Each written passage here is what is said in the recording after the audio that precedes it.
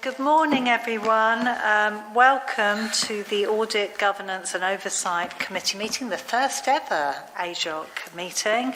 Today is the 27th of June 2023, and we're in the main conference room of the Police and Fire Headquarters. The reason I'm opening this meeting is just to explain that at the Avon Fire Authority AGM last week on the 21st of June, Councillor Ben Nutland, to my left, was voted as the Vice Chair of the Fire Authority. He will therefore, in accordance with the terms of reference for our new Audit, Governance and Oversight Committee, automatically become the Chair of this committee, so we don't need to vote on that. So having explained that, I will hand over to our Chair. Thank you. Thank you, Amanda, and welcome everyone here today for this first meeting. So in accordance with the committee terms of reference, the first item is to appoint a vice chair for this committee. I would like to propose Councillor Paul Goggin. Do I have a seconder? Councillor Tucker. Okay, can I see votes for? Votes against? Any abstentions? So, congratulations, Paul. Thank you. Okay, that takes us on to item 1. Yeah, just mention one other thing before we lead on. So the other thing to note is we have a new lead director for this committee. So Assistant Chief Fire Officer Steve Emery, to my left, is now the lead director for AJOC. So if there's any queries outside of this committee meeting, both myself and Steve Emery will do our best to help you. Okay, thank you. Okay, so item 1, apologies for absence. Amanda? So the apologies we've received are from Councillors Matthew Riddle, Jane Stansfield and David Wilcox. Thank you. So item 2, the emergency evacuation procedure. Steve, can you lead on that? There is no alarm testing scheduled for today, members, so if one does occur, it will be a live event and we'll exit in the most appropriate doorway. Okay. Thanks, Steve. Well, I guess we're in the right place for the right people to sort out if there is an actual emergency. But okay, so item 3, declaration of interests. I've been advised that there are none, but does anyone have anything they want to declare? No? Item 4, public access. We haven't received any requests for public access. So item 5, the chair's business. Welcome everyone to this meeting. So obviously we've got some new faces around here and it's a new committee in general. So welcome to your places, and I think I can speak for all members that we are really looking forward to working with you over the next term of office. Okay, Steve, can you advise us on there's a current situation with the channel? Members may well have picked up in the press last week that a crew manager from West Mids Fire and Rescue Service was undertaking a charity swim across the channel. Sadly, he went missing during that event, and subsequently the search has been called off. So he's still missing. I just wanted to advise members of that and pass on our thoughts to his family and friends. Thank you, Steve. Okay, so I'm just going to confirm that this committee meeting is taking place at headquarters in Portishead. We are also recording the meeting for the public to view on the Avon Fire Authority YouTube channel. So what I'd like to do is ask the members of the committee to introduce themselves. So we'll go left to right and go around that way. So my name is Councillor Ben Nutland. I'm a councillor in South Gloucestershire and I represent Yate North. I'm the Vice Chair of the Authority and the Chair of this committee. Councillor Tucker? I'm Richard Tucker, North Somerset Council, and I represent Weston-super-Mare Milton Ward, next door to Martin, who we were in the same ward 4 years ago. Councillor Williams, North Somerset Council, I represent Custow Ward.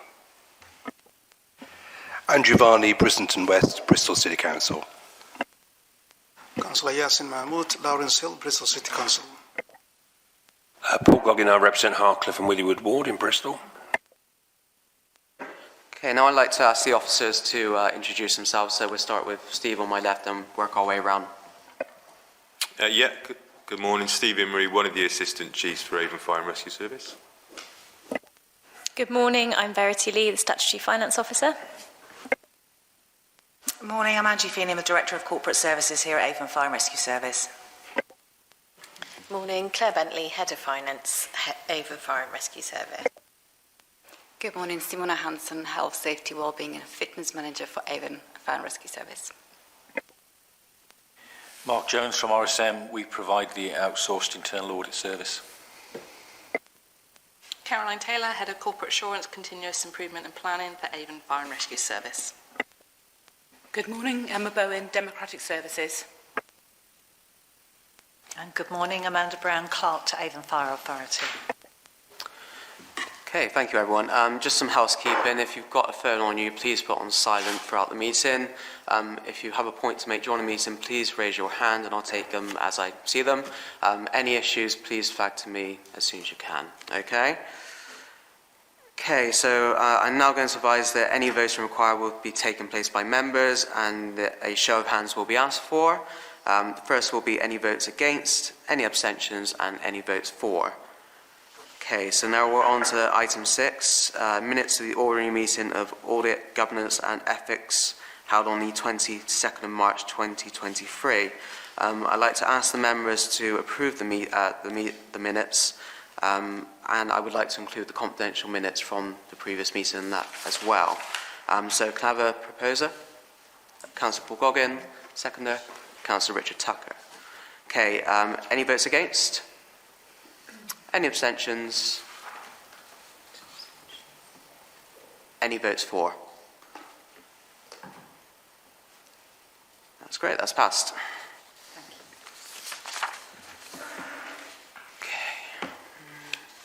Okay, so item 7, we're now on to the 2022-2023 draft annual governance statement. Caroline, I believe you're going to lead on that? Correct, thank you. Thank you, Chair.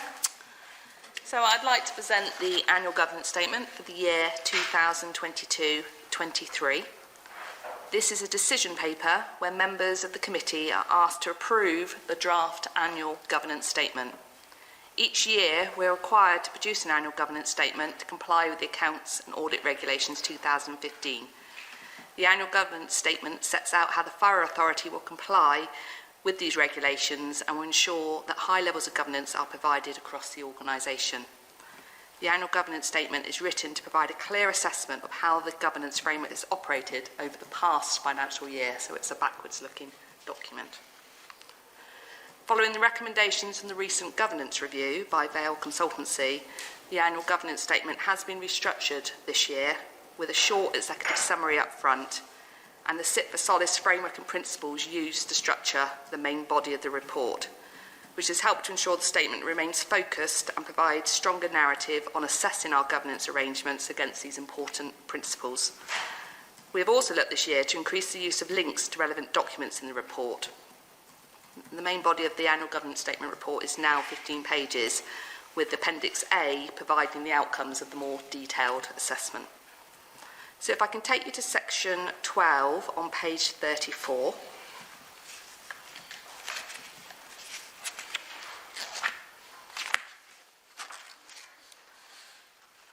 You'll see section 12 provides the head of internal audit's opinion. You will see they've given the opinion that the service has an adequate and effective framework for risk management, governance and internal control.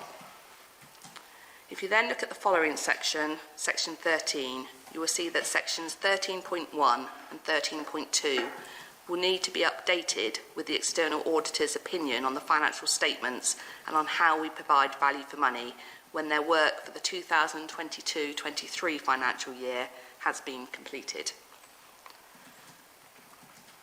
If I now ask you to go to pages 25 to 26, go back.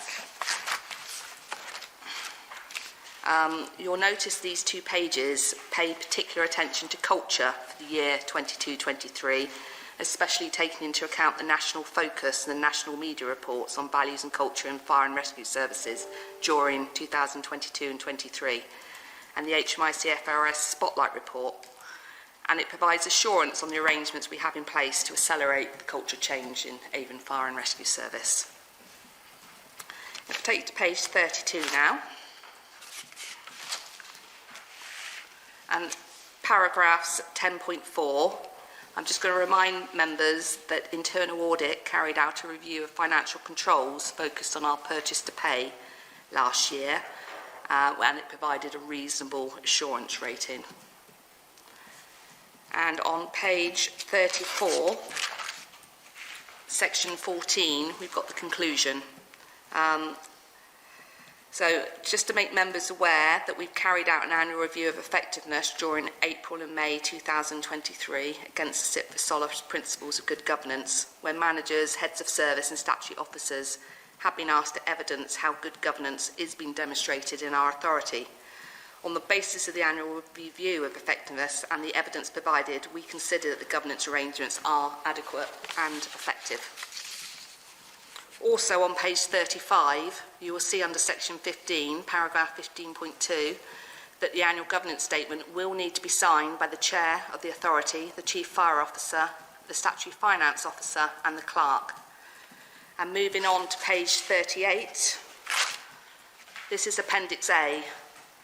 This is a summary of the findings of the annual review of effectiveness, where there is a more detailed breakdown under each of the 7 sit for solace principles of how we have supporting evidence to support how we're adhering to those principles of good governance, with further detail on the actions we've implemented in the last financial year, 2022-23, to further strengthen our governance arrangements, and also details of the improvements we've got planned for the current year as well, 2023-24. So that concludes my presentation and hopefully gives you an overview of some of the key headlines of the annual governance statement for last year. Any questions? Thank you very much. Just quickly about the external audit. Do we know when that's likely to be finished? Do you have a date in mind for that? So I don't know if I need to refer this to Angie? That's fine. Councillor, there's a paper from external audit later on in the agenda, so I'm sure that Michelle will talk to us further about the anticipated timetable for that. Okay, thank you. Just one other point as well. Obviously, this is a document that's looking back over the previous year, and it mentions the previous committee. I'm just wondering, for the purposes of clarification, do we need to mention that their work is now being taken over by us, and to make that clear in the report? There is some wording in there. I can't remember exactly which page, but we did identify that as part of the drafting process. It needed to be clear that that was the old structure, because there's an infographic, isn't there, as well, showing the old committees, and obviously the 3 have now reduced to 2. So it is in there. I just can't remember exactly. 5.13 on page 27 certainly references it. And we were very conscious of that as we went through, being backward looking and making it clear of that distinction. So that should hopefully be clear as we read through. Yeah, I think I sort of noticed it in section 5.12 when it says, the AGEC keeps under review. So it's kind of in the present tense. Yes. So, yeah.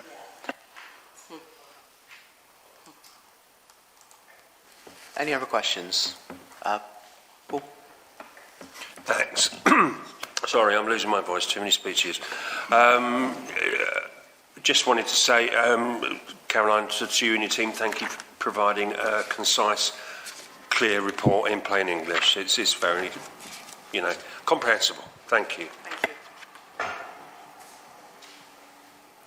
Any other questions? So there are a number of recommendations on page 15, so it'd probably be worth just me reading them out and then us voting on them collectively, if that's okay. That'd be great. So the committee is asked to A, approve the content of the draft annual governance statement for publication, subject to paragraphs 13.1.1 and 13.2 being updated, with the head of external audit opinion and commentary on value for money when published. B, authorise the Chief Fire Officer, Chief Executive, the Chair of Avon Fire Authority and statutory officers to sign the approved statement. And C, approve the publication of the Annual Government Statement 22-23 alongside the final statement of accounts when the external audit process is complete. Some of those things are in the future, but it's authorising those actions to take place. So, can I have a proposer? Councillor Williams, and a seconder. Thank you. Okay, any votes against? Any abstentions? Votes in favour? That's Great. Thank you, and thank you, Caroline. Okay, thank you. Okay, so that takes us on to item 8, which is the 2022-2023 draft statement of accounts and narrative report, which will be led by the statutory finance officer and head of finance. So, Verity and Angie. Oh, Claire, sorry. It's a great start. Thank you, Chair. Yeah, so this is my paper just presenting to you the draft statement of accounts for the year ended March 2023, together with the narrative report, and then a copy of the draft public notice requirement. So Appendix 1 is the draft financial statements, including the narrative report, and then you've got Appendix 2, which is our draft public notice requirement. So the recommendations of this paper, there are 3. So the first recommendation is for the committee to review and approve those draft financial statements. The second recommendation is just to note the delay we've had in publishing these financial statements as a result of some delays we had in the receipt of IAS 19 pension accounting figures for the local government pension scheme. So that had a knock-on effect. That affected March 2022 accounts and then had a knock-on effect on these financial statements as well. And then the final recommendation is to approve these draft financial statements to be published on the website, which will then start that period of public inspection. I just wanted to pull out some of the key points in the paper and in the draft statement. So the first thing I just wanted to mention is this is an annual requirement to prepare these financial statements. They're a backward-looking document at the results for the prior financial year, so the year ended March 2023. We're required to publish these statements by the 31st of May onto our website to start a period of public inspection. We mentioned last week at the Fire Authority AGM that we missed that deadline as a result of the pension scheme delays. So as a result of this meeting and the approval of these financial statements, we'll be able to start that period of public inspection. That's a 30 working day period. Once that has commenced, with the audit is also, so these statements are draft and unaudited, so the audit will also follow as well. Paragraph 3.2 mentions the delay in the expected audit of these financial statements, so something that we just touched on in terms of completion of the audit for this financial year. There's a little bit more detail in paragraph 6.2 as well, but there are some significant delays in the external audit in the public sector. So we're expecting our audit to commence in October. We have a requirement to publish our audited financial statements by the 30th of September following the year end. So given the audit timetable that we've been provided by Deloitte, we're expecting that we're going to miss that deadline. So it's likely that we will be publishing a statement to that effect, and that we will then we'll be publishing a statement to that effect to confirm that we've missed the 30th of September deadline, similar to something that happened in March 2022 accounts as well because of the pension delay. So we're expecting to have to do that, so just to draw your attention to that as well. In terms of the accounts, obviously they're quite hefty. So in Appendix 1, I just wanted to draw out a couple of numbers that I think are important and kind of link to the outturn reports that were presented at the Fire Authority last week. So the first number I wanted to pull out was the revenue outturn. So the revenue outturn that was presented last week was a £417,000 underspend. If we look at note 24 in these financial statements, which I don't know if I've written the page number down. Let me see if I have. Yeah, page 145. Note 24 shows you the statement of usable reserves. On that page, I'm looking at the wrong numbers. On that page, you can see there's a £417,000 transfer into the Investor Save reserve for the year. I just wanted to pull that number out as a number that we mentioned last week as well. So that's the revenue outturn for the year. The other key numbers that were discussed last week were in terms of the capital outturn.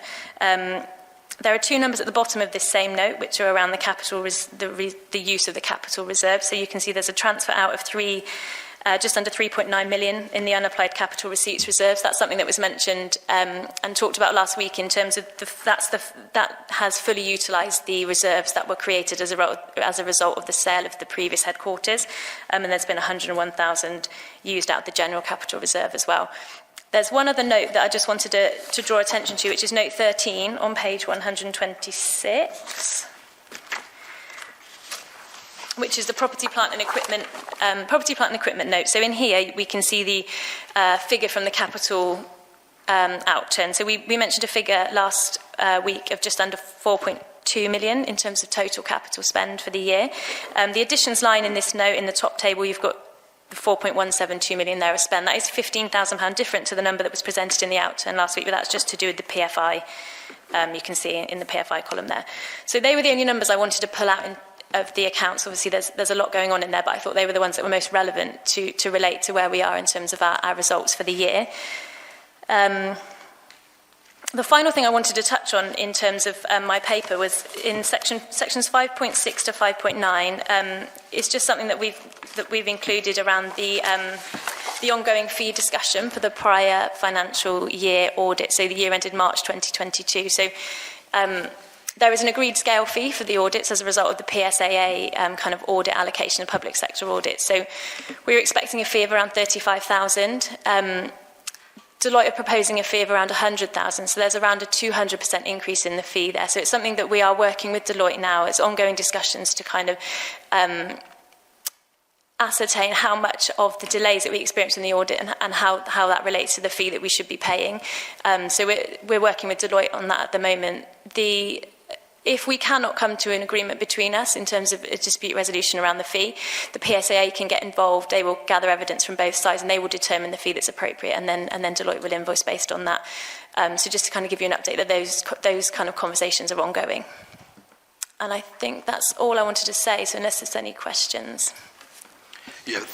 Oh, sorry, go ahead, please, Chair.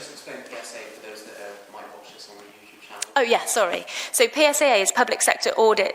I don't know if it's assignments, I'm not sure what the last A is, but they are a body that award the audit work within the public sector. So they kind of collate the bids from various audit firms and kind of award the audits out. So within the fire service, Deloitte won a contract for a period of, the last financial year is the year ended March 2023, and then we've been allocated a new auditor going forward. So they kind of deal with the audit allocations, and then they also deal with any fee disputes outside of the scale fees that were agreed as part of that contract award.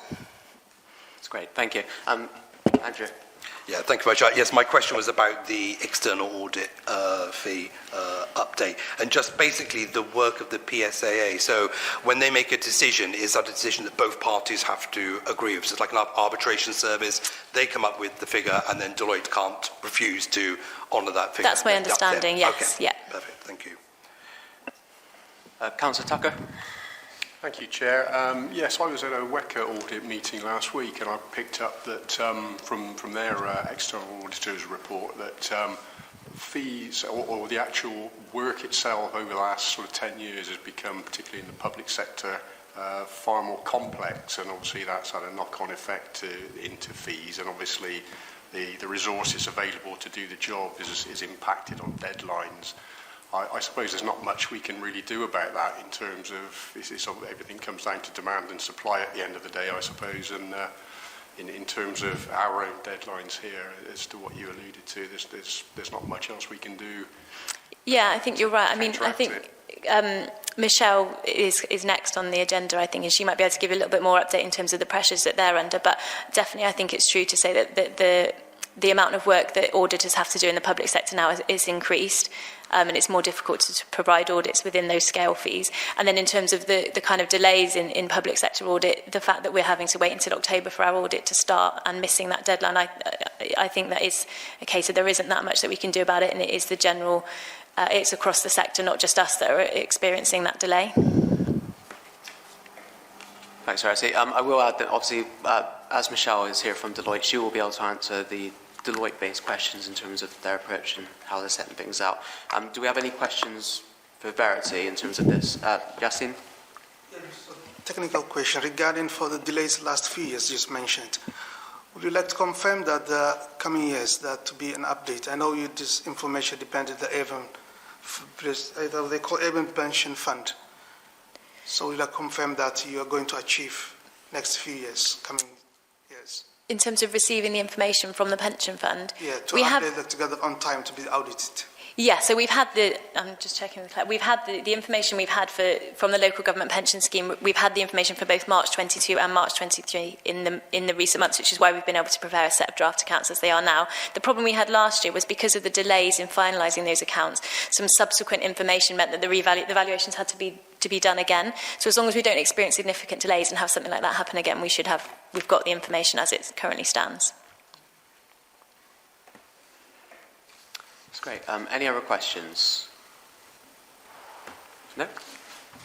Amanda?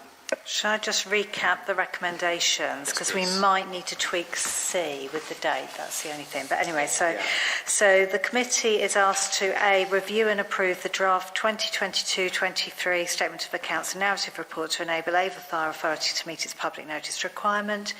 B, to note the delay in the receipt of the Local Government Pension Scheme IAS 19 pension scheme accounting figures as at 31st of March 23 and 31st of March 22, and the need to include this information in the draft statement of accounts for both financial years. And C, approve the draft statement of accounts for publication. It currently says in July, but I think we could probably do that from tomorrow. Okay, so accounts for publication immediately or as soon as possible on the AFA website, because we're already late, so obviously we need to make our best efforts to get that on as soon as possible. So do you want to vote on all of that collectively? Yes. Okay, so can I see votes? Yeah, that'd be a good thing to do, wouldn't it? Can I have a proposer, please? Yasin, and seconder, Councillor Tucker. Thank you. Okay, so can I see votes against? Any abstentions? Votes for? That's great. Thanks, Amanda. What we're going to do now is we're going to swap around the next two papers because it makes sense to now hear from the external auditor. So I'm hoping technology is on our side. Hold on 1 second. Michelle, can you hear us?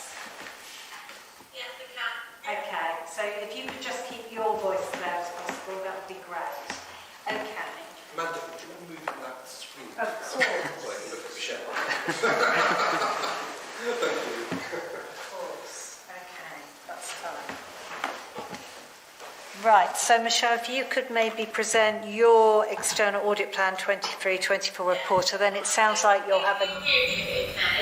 Yes. Matter that was included in the paper. So a key update from the last audit committee is the issue that was tabled around the pension.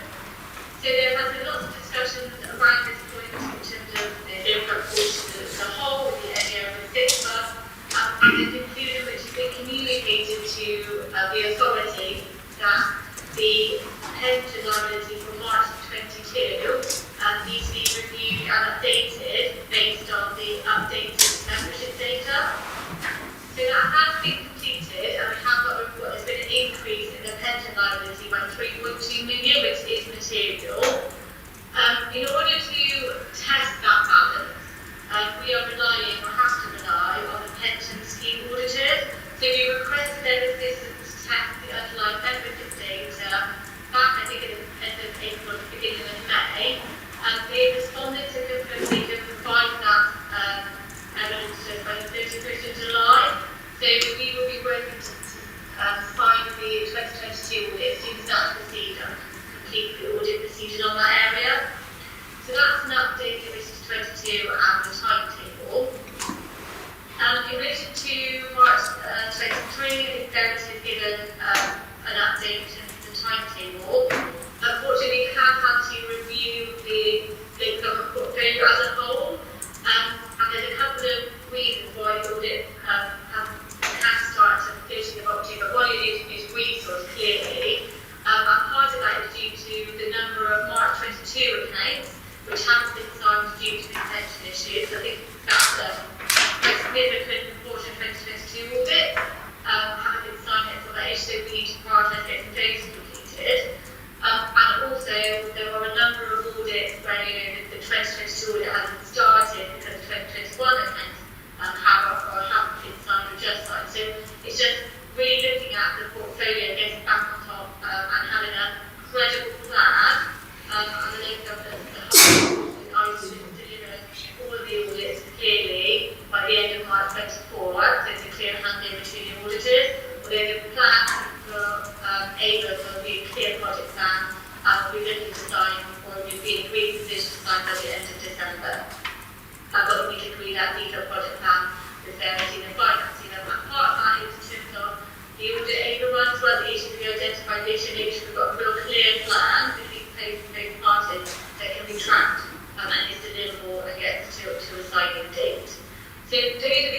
any things I want to bring to your attention, and I'm happy to answer any questions. The sound quality's not great this end, Michelle, so people were struggling to hear you, so I'm hoping they heard as much of that as they could. Any questions, members? Can I just ask one, which is about the audit plan that we were expecting to receive at this meeting? When are you presenting your detailed audit plan, please? So that goes to the next meeting, which I believe is in September, so that's before we start using it in October, so that's in line with the Avon hoping to present that before we start the audit. Okay, and you're hoping to have the audit completed so that the accounts will be ready by, did you say the end of December? Well, I think that would be the intention. I think just with various different finance, you need to have a detailed plan that tracks the signing date. I would hope that we would look to be completing the audit by the end of December. I think just need to really put a clear plan that is feasible, that everybody can deliver. That ideally end of December, if not, I'd say end of January. So there may be a need for an extraordinary meeting, is what I'm sort of alluding to, because the timeline probably doesn't align to the committee meeting, so we just might have to bring this in as an extraordinary item. Yeah. I'm going to jump in here. Sorry, I'm trying to speak into there and look that way at the same time, which is a challenge in itself. But Michelle, can I just check, were you the Deloitte representative at the last meeting? Yes. You were, okay. So looking for the minutes of the last meeting, obviously I wasn't on that committee at that time, but I'm on here now. A member raised a concern that the accounts were running a year late, which I know that you've just gone through. But the question was asked, how confident were Deloitte that they would be on time in future years?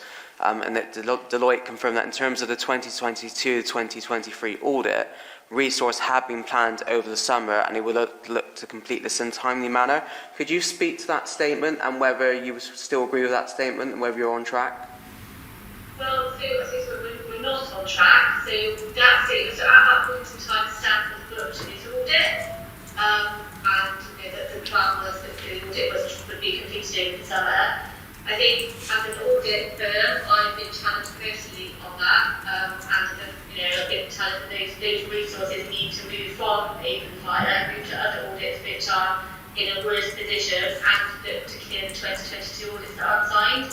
So at that point, that wasn't a true representation of what was booked as the plan for Avon, but that subsequently has changed, hence the update to the audit committee and that re-profiling of the resource across the government audits. And make sure we're prioritising the older audits that need to be completed before starting new FY23 audits. Okay. Do members have any questions? No? Okay. Michelle, are you going to deal with the fees element of your paper? Yes, I mean, happy to answer any questions. I think in terms of fees, we have done a detailed review of fees and provided various some detailed analysis, and there are some questions that I need to get back to various next week on. I think overall there has been a significant write-off, so already in the 100,000 which is proposed, there is I think around 54k cost that we are looking to recover from Avon Fire, so we have assumed that as part of Deloitte. So that has happened. I think overall, I think it's clear in terms of the fees.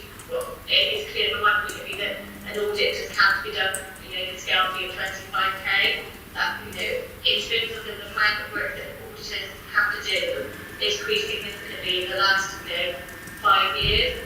I think the scale fees haven't changed in line with that, and that's part of the problem and part of the reason why Deloitte is stepping away from the contract, because it's just not sustainable to incur the level of losses. And I think I understand that your scale fee for FY24 is significantly higher than 24k, and that is to realign the fee into the level of work involved in these audits.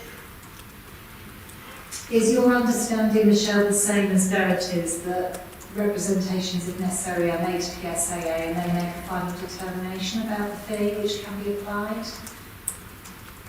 I haven't ever come across that. I've never done a PSA decision or discussion, but I think we can get to a agreed position between the parties. I think that should be a last resort.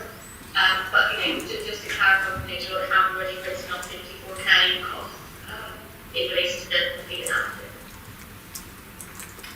Councillor Bynum.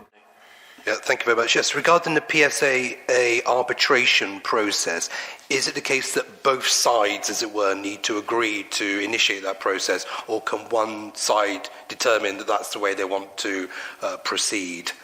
That might not necessarily be a question for Michelle. Yeah, I'm not sure. I think one party could initiate that review because, I don't know how I would disagree with that, or what if somebody makes it, I think it then have to go through that process.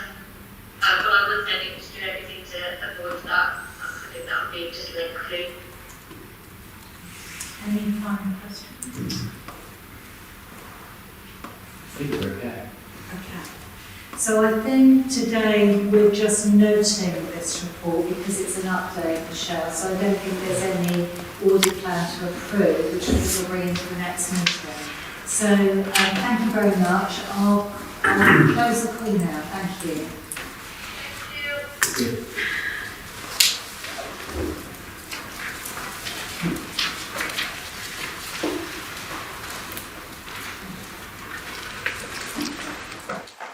Okay, members, as Amanda said, that was for noting, okay, and we'd obviously look to the next meeting for that forward audit plan. We're going to go to the corporate risk register now, which is, Caroline, you'll lean on that? Thank you, Chair. So I'd like to present this paper for consideration and noting. The corporate risk register is subject to regular review by the senior leadership team, and the full corporate risk register is presented to this committee twice a year in September and March. An exception report on the corporate risk register is also presented twice a year in June and December. So the report being presented today is an exception report. During the regular reviews, each corporate risk is evaluated by the risk owner, who will take account of the current risk environment, the control measures in place, and the planned mitigations to manage the risk, after which a determination of the likelihood and impacts of the risks will be made. There is also a regular schedule of corporate risks that are examined in more detail by the senior leadership team, known as deep dives, to ensure detailed scrutiny and challenge takes place. The Service Leadership Board review the highest level and newly emerging risks at their regular meetings. In addition, the Statutory Finance Officer undertakes a review of the corporate risks in relation to financial risks to provide additional assurance. So if I can ask members to turn to page 178 of your committee paper and direct members to look at section 5.1. You will note that there is a table provided which summarises the key changes to the Corporate Risk Register since the last time the Corporate Risk Register was presented to the committee, which was AGEC in March. As you will see, there's been changes to the risk scores for 5 of the corporate risks from the full Corporate Risk Register. So corporate risk number 4, people capacity, capability and resilience. As you will see, the risk is reduced. It was 21 in March and was a red rated risk. It's now come down to amber and is 15. And the risk has decreased due to completion of a number of recruitment activities that we've had in place, resolution of the pay dispute, and industrial action not taking place. CR11, financial systems, you'll see the risk scores also reduced since March from 20 to 18, still amber rated. It's decreased due to the appointment of a new statutory finance officer and the provision of additional project management resource in place to manage one of the risks that was within that area. CR14, governance, has also reduced since the last March committee from 20 to 18. It's decreased. Score reflects the outcomes of the recent governance review, which obviously provided us with assurance in terms of areas of governance we're providing and recommendations on best practice and improvements that were improved. And that's obviously had a positive impact on reducing the risk score. Health and safety and well-being, the risk score has gone up to 20. It's still amber rated. This is due to a national shortage of PPE, which is personal protective equipment for firefighters, and areas of improvement identified in a recent health and safety audit, which will be presented shortly and you'll hear more about. and also business continuity. The risk scores reduced quite a lot from 21 to 15. This is due to the resolution of the pay dispute, and therefore the business continuity planning for the industrial action is no longer taking place. So no new risks have been added to the corporate risk register since March, and no risks have been removed. There's 18 corporate risks in total, none of which are currently rated as red. And finally, for your information, you'll see on 5.2 that we use a 5x5 risk scoring matrix for those that are new to the committee, where you can see how the scores in the table and the information have just given you relate. And really that concludes my presentation on an update on the corporate risk register. Super, thank you, Caroline. Any questions? Paul and then Andrew. Hi, yeah, you may not be able to answer this, it may be for someone else, but the national shortage of PPE, I wondered what the reasons were behind that, do we know, and is it likely to improve? So this might be better placed with Simona. I'm just going to say there's been a national conference about PPE as well, so there'll be more updates coming your way, hopefully in the next few months on this. And probably could be procurement as well, will probably be quite good place to go. And maybe I'll ask the question, I can update you for the next one. Yeah. Yeah, I had the same question basically, but just wondering if there's anything that we can do ourselves to alleviate this shortage for us personally. I obviously understand it's a national issue. Honestly, I can't answer that right now, but I will check with procurement and I'll get back to you. Yeah. Steve? Yes, Councillor, there are some mitigations that are being put in place currently. So our procurement team, Simona mentioned our procurement team just now, they moving to try and have a larger degree of stock on the shelves rather than a sort of a minimal level of stock that we could previously resupply quite quickly. So that was identified at the last service leadership team meeting in May, and that's being actioned currently. Yashin? Yeah, again, it's technical, the same. Why it takes like only for 3 months to increase this level to the 18th to the 20th? Is that a lack of strategic plan, or what's the reason that this health and safety well-being, the points, the risk of the increased within 3 months? Why has it happened within what? Yeah. So is the question... Within 3 months, why it's happening like? Because we regularly review all the risks at the service leadership team.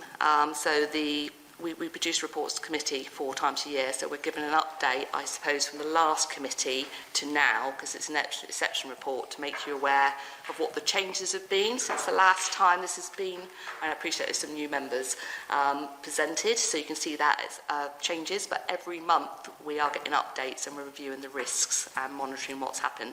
So as a result of those reviews that have gone on, this has been flagged as an issue in terms of the health and safety. There was a meeting, I wasn't party to it, but I'm aware there was a meeting that was held, I think Simona was part of it in terms of this risk, and it was flagged up that this is going to impact and we need to take it into consideration. So as part of that, the risk owner, which is Simona, isn't it, for the health and safety, has reviewed the risks and decided to raise the score. Does that answer the question? So, Councillor, I think what's being explained is these risks are reviewed regularly by the team internally, monthly. It's just you're seeing it every 3 months, so don't be concerned that things don't happen for 3 months. Okay. Any other questions? No? Okay.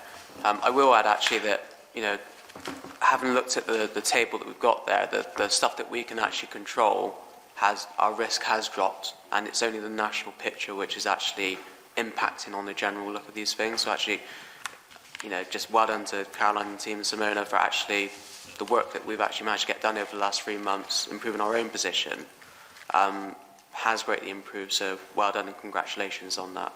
Okay. I think that's to note. Just to note. Okay. So thank you, Caroline. Thank you.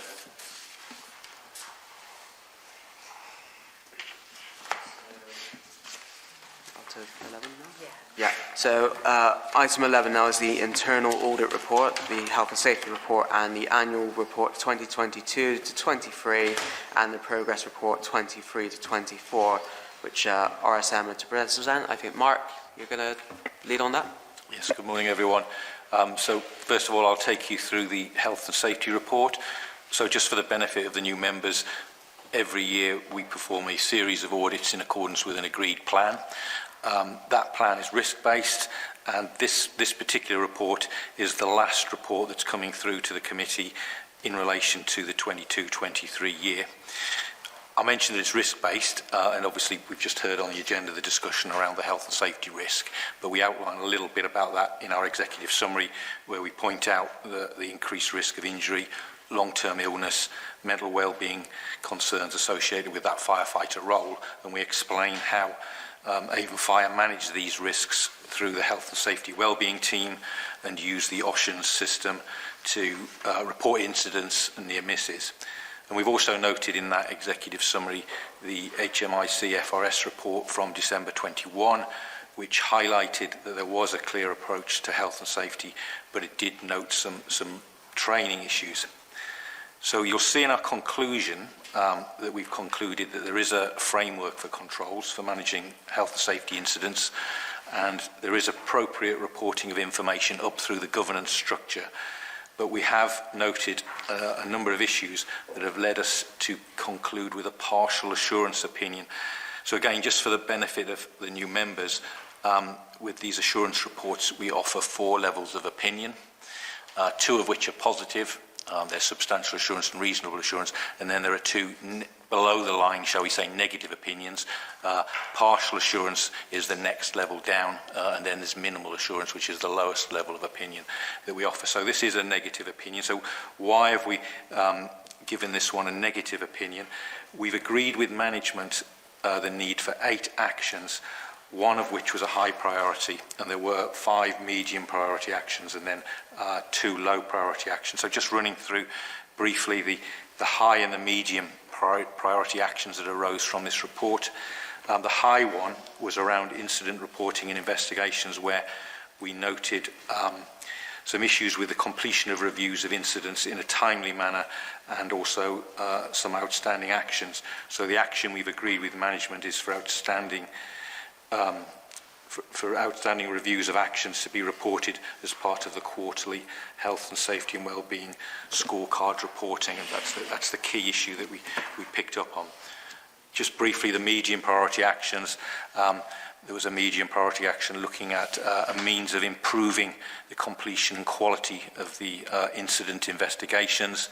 There was one around mandatory training to improve the reporting of non-compliance with mandatory training to try to improve completion rates. There were also 2 medium priority actions in the non-mandatory training area around improved reporting and recording of training performed. And then the final medium priority action was around improved recording of follow-up for contact for staff that have been highlighted by or referred to the wellbeing advisor.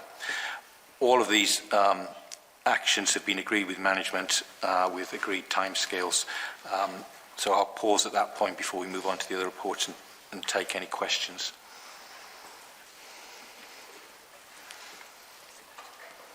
Okay, thanks, Mark. Questions from members? Councillor Tucker?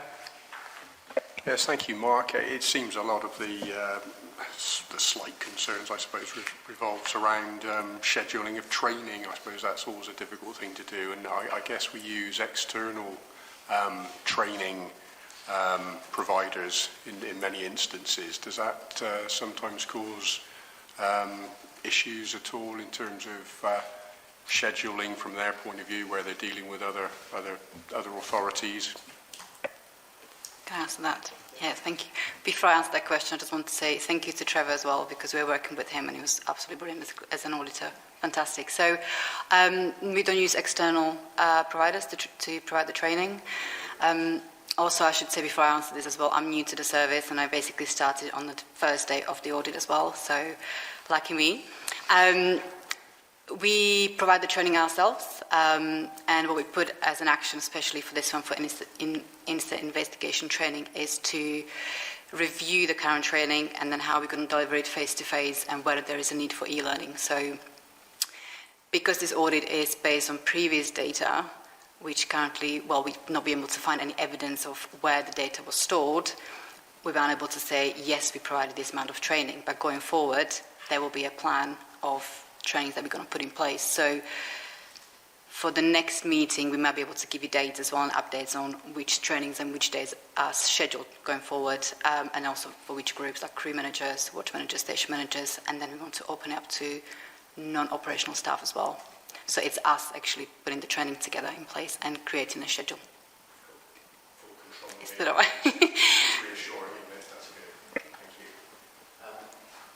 Simona, any questions? Any more questions? No? Okay. I'm going to jump in here now then. So just take you to Management Action HS04. In terms of what's been set out, it's either low or medium, that's screaming high. And I just wonder if you might be able to explain that a little bit more in terms of the priority. So do you mean the HS4? Yeah, so the outstanding OSHENS instant investigations. Obviously, it's been tagged as a high priority. What are we doing to obviously lower that risk going forward, and what's been put in place to ensure that next time it comes before this committee, it's not at the high level? Yeah, sure, thank you. So we now have, basically because of all the different changes within our team, we only now have a full team as of last week, which is great, but this has taken some time.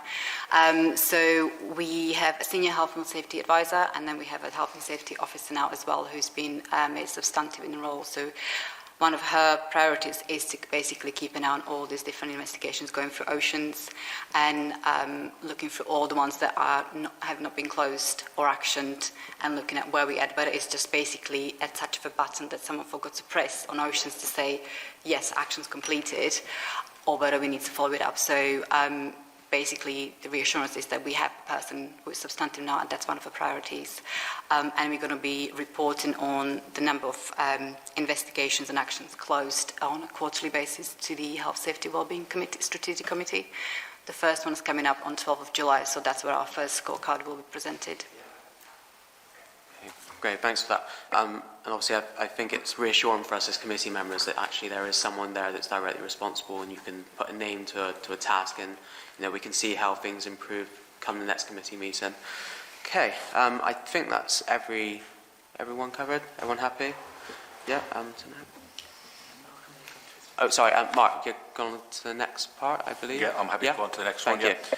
So the next report is our annual report for the last financial year 22-23. So having just presented the health and safety report, which, as I said, was our last report, we're now in a position to issue this report, which summarises the work that we've performed in 22-23, and most importantly for the committee, provides an overall head of internal audit opinion in line with the public sector internal audit standards.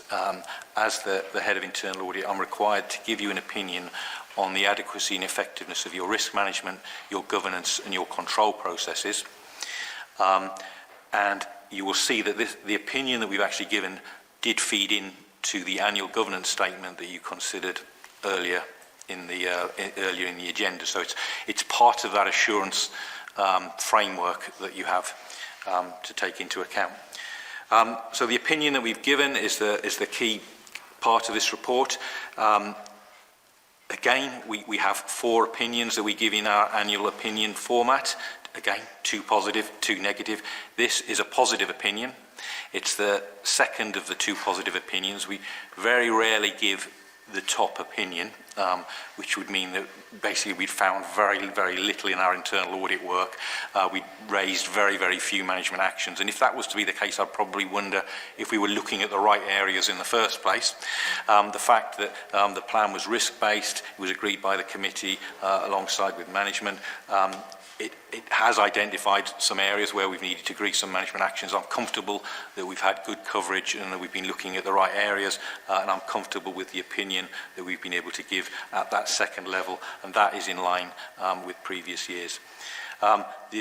Just so you can see as a committee, I'm conscious that some of you won't have seen the audit reports that this is based on, but it's summarised in Appendix B, which lists the various audits that we've performed during the year that have been through the committee previously. And just to summarise, there were 3 reasonable assurance opinions, 1 advisory report, and 1 partial assurance report, which is the health and safety one that we've just discussed earlier on the agenda. And just to note that we also track the implementation of the actions by management, and we're comfortable with the level of implementation there, and we take that into account because that's a key part of the assurance framework, that action, where we've identified that there's a weakness and agreed with management that action needs to be taken, that action actually is taken, and so that's the key part of that assurance. So again, I'll pause at that point. Thank you, Mark. Do members have any questions? Paul? I'll see if I've still got a voice. No, I just wanted to say thank you to Mark and Vicky for your ongoing work, and the fact that you appear at all the meetings and are available for questioning and so forth. It's much appreciated. Any other questions? No? Okay. What I will say, obviously, Mark, the statement that you made in terms of you're looking at things, and if you're not actually finding things, and that's an issue, I completely agree with you on that. I think, even if we were really performing at the top level, which I've got no doubt that we are, in terms of how people want to move forward, I think there are always things that we can pick up and things that we can always improve on. So thank you for that.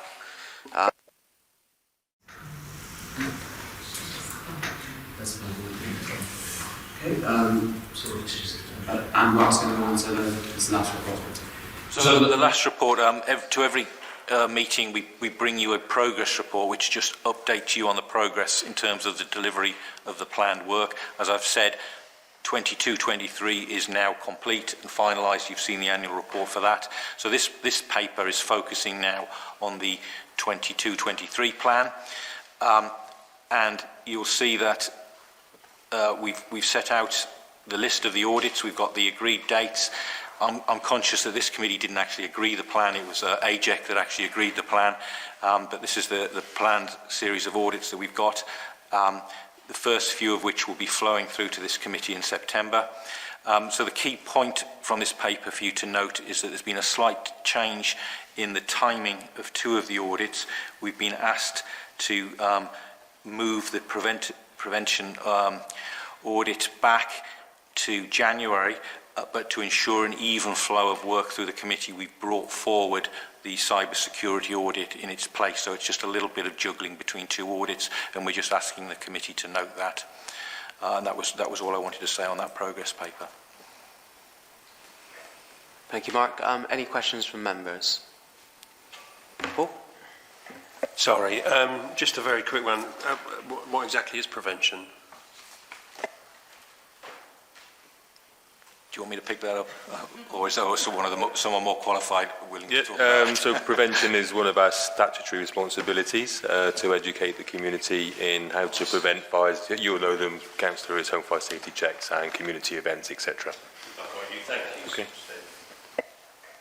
Thank you, Steve. Andrew? Hi members, just one point. As you know, we are always very sort of transparent with our audit reports, providing you both with the full findings and the full management response. There are, however, some circumstances where we do need to take that into private session. So you will see that cyber security is listed for September. So just for your information and to manage expectations of any members of the public, that will by necessity, of course, need to go into exempt session. The other ones listed there won't, but that one will need to go into exempt sessions, members. And I think members and members of the public will understand that we don't want to expose our cybersecurity to YouTube. So yeah, I hope everyone can understand that. So I believe those reports are for noting. Yeah, it says to consider, which is the same as noting. So thank you. Okay. Thank you, Mark. Thank you, Simona. So we're on to item 12 now, so an update on the internal audit recommendations. Caroline, you again. Yes, it is me again. So this sort of follows on quite nicely from Mark's presentation in terms of mentioning the the assurance he's had in terms of how we proceeded and closed and progressed with internal audit recommendations.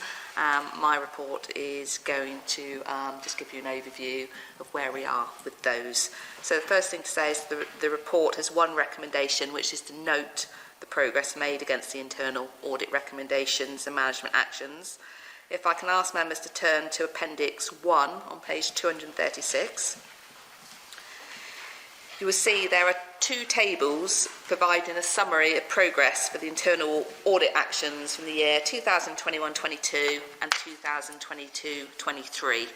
For the year 2021-22, you'll be able to see out of the 51 actions that were agreed for that year, 41 actions have been completed, 7 actions have been superseded, and 3 actions remain open, one of which required an extension. For the year, the table below that one, for the year 2022-23, you will see that of the 20 internal audit recommendations, 12 have been completed, 1 superseded, and 7 remain open, of which 3 require an extension. The actions from the health and safety audit greyed out as due to the timings of the finalisation of that health and safety report that was presented today and the committee meeting deadline. It was not possible to get updates from the action owners for this report. However, you have received a detailed update today from RSM on that report, and they will be included at the next committee. On page 237, Appendix 2 gives you a summary of progress against those actions for 2021-22, which is still open. And likewise, on page 241, Appendix 3 gives you the summary of progress against those actions for 2022-23, which is still open. I will just give you a quick update on actions completed since the last, which was AJEC committee meeting in March, which I appreciate not all of you were at, but we've had 3 actions from the business cases and benefits realisation audit completed, which included reviewing and updating business case templates and maintaining logs of approved business cases, including timescales and budgets, as well as utilising change management focus groups. So they have been closed and signed off by RSM as completed. And all 4 remaining actions from the financial controls purchase to pay audit have also all been completed, which included review and procedure guidance, improvement in how we verify the suppliers' details and reconciliation and back reports and ledgers. So they're the actions that have been completed since the last update. So really that's my update on how we're progressing with implementing our internal audit actions. As you'll see, positive progress continues to be made in completing these actions. So are there any questions?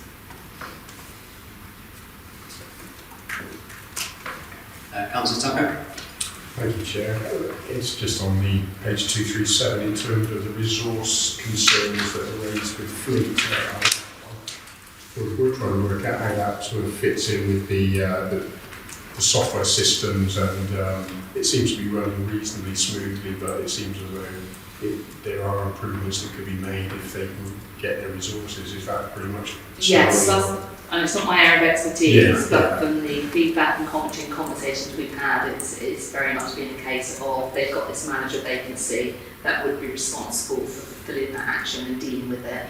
And at the moment, that role is still vacant, and that's what's caused the delay in terms of getting this action completed. So it's not that we can't do it; it's a resource issue. Thank you. Any other questions? No? Okay, so the recommendation is to note the progress made against the internal audit recommendations and management actions. So, anyone happy with that? Yeah?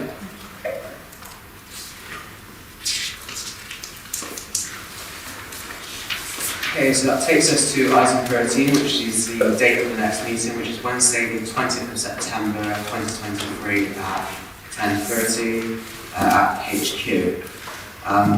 Item 14, as we've already approved the exempt minutes, we won't need to go into executive session. So, yeah, that's the meeting over. We can stop the audit.